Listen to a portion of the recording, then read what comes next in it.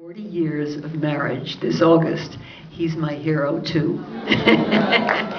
And it is really true because I've never in those 40 years seen him do anything in the political arena that is other than trying to stop murder, mass murder in war, and to change our country's policy.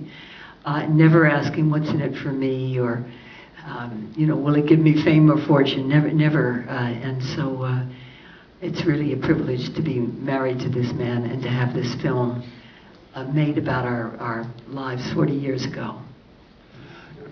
Well, you can imagine what it means to me to hear that. I love to hear.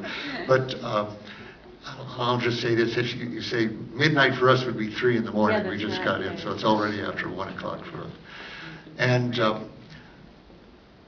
so you haven't seen it yet, but I'll tell you what questions we get out there quite a bit. And one person was just answering her own question.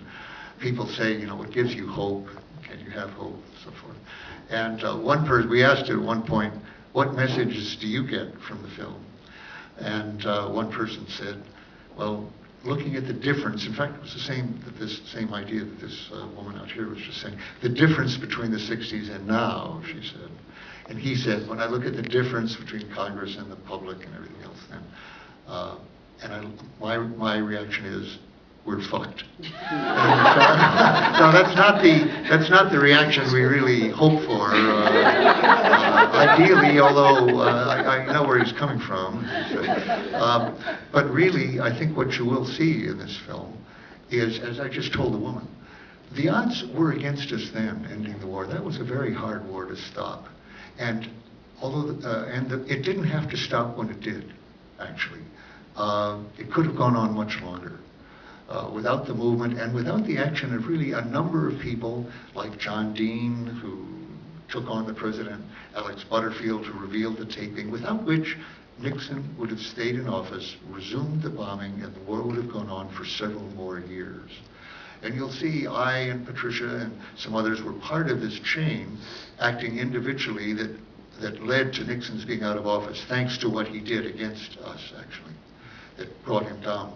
And yet, there were a couple of dozen people, no one of whom would have had any effect without the others independently doing what they could.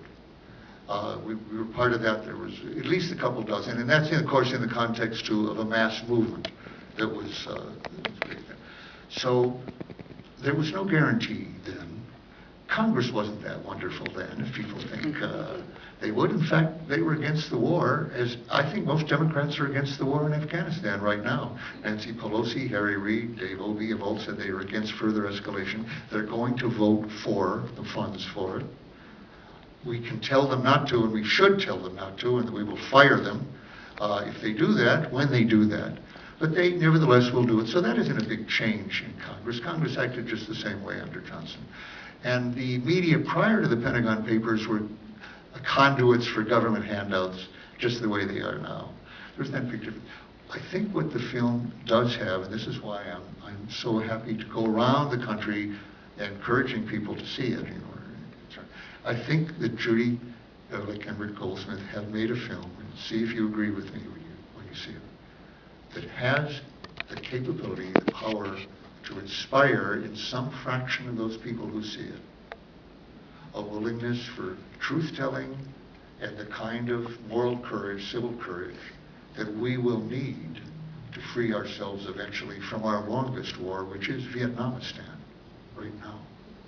And so I'm very grateful to them for making this film.